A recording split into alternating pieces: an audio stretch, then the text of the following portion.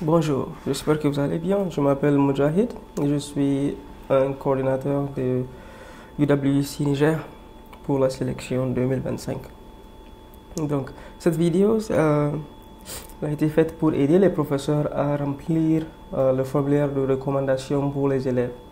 Donc, généralement, lorsque vos élèves vous envoient cette demande de formulaire de recommandation, surtout, c'est en entrant votre nom, votre prénom et votre adresse email. Et lorsque cela est fait, vous recevez un email qui ressemble un peu à celui-ci. Ça peut changer en fonction du système. Maintenant, vous avez deux options à partir de là.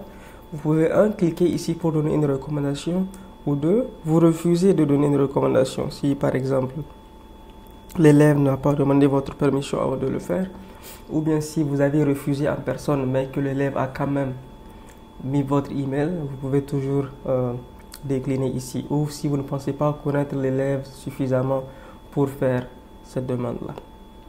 Maintenant, lorsque vous cliquez sur Give a recommendation, donc donner la recommandation, vous allez venir sur cette page. Il y a deux options qui peuvent se présenter à partir de là. Si vous n'avez pas de compte, si vous n'avez jamais fait cela, vous pouvez créer un compte à partir de là. Ou bien, si vous avez déjà un compte, vous pouvez le faire ici. Donc ici, je n'ai pas de compte.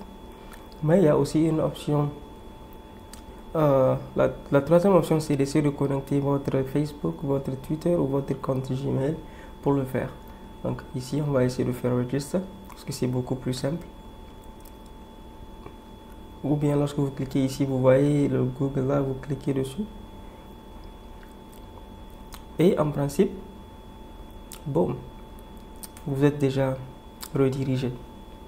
Donc c'est aussi simple que ça en fait. Alors, à partir de là, vous devez changer la langue en français et ensuite vous avez Accept All. Vous avez ici ce truc qui vous dit recommandation. Cela veut dire que vous êtes un compte de recommandeur. Vous pouvez aussi cliquer ici et vous allez voir le rôle de recommandeur. Donc c'est là que vous savez que vous êtes effectivement sur la bonne page.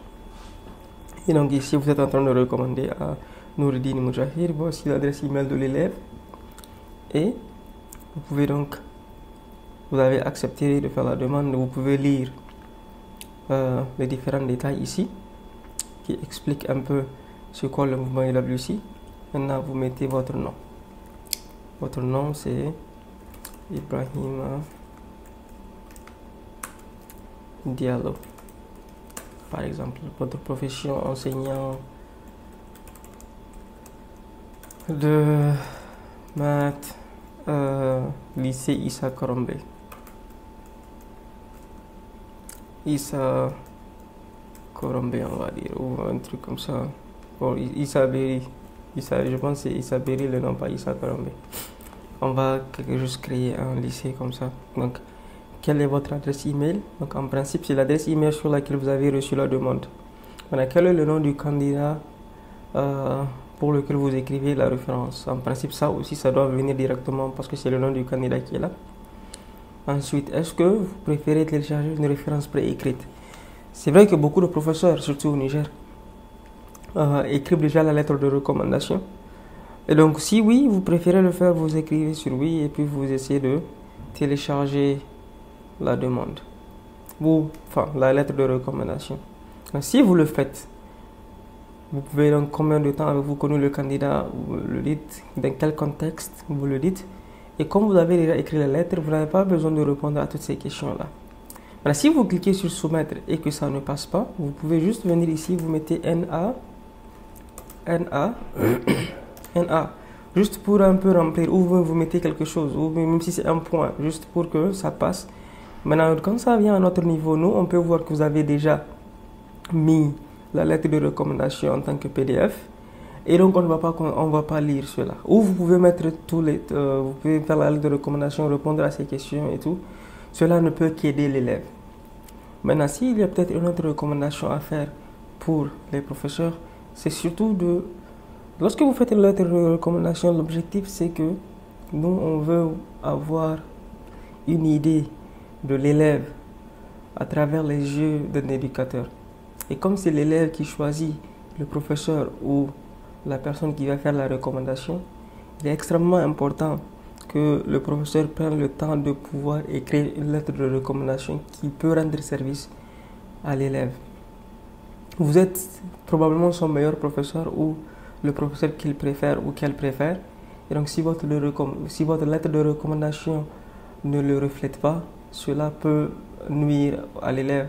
Parce que si on voit qu'un professeur n'écrit pas des détails sur l'élève, on peut se dire que bon, ok, qu'est-ce que cela veut réellement dire? Ou bien si vous donnez une lettre de recommandation générique, oh c'est un élève qui vient tout le temps à l'heure, qui est assidu et tout. Si on enlève son nom et qu'on met le nom d'un autre élève, on ne peut pas connaître la différence, c'est très générique. Donc c'est la raison pour laquelle nous on pose ces questions, pour que ça nous aide un peu à comprendre un peu plus le profil de l'élève à travers vos yeux, à travers votre interaction avec ce dernier. Donc, juste lorsque vous finissez, vous cliquez sur soumettre et boum, c'est fini de votre côté, c'est fini. Nous, on reçoit votre recommandation et donc lorsque l'équipe va commencer les évaluations, on peut évaluer à travers ça. Et n'oubliez surtout pas de répondre à ces questions-là. Merci beaucoup et bonne écriture.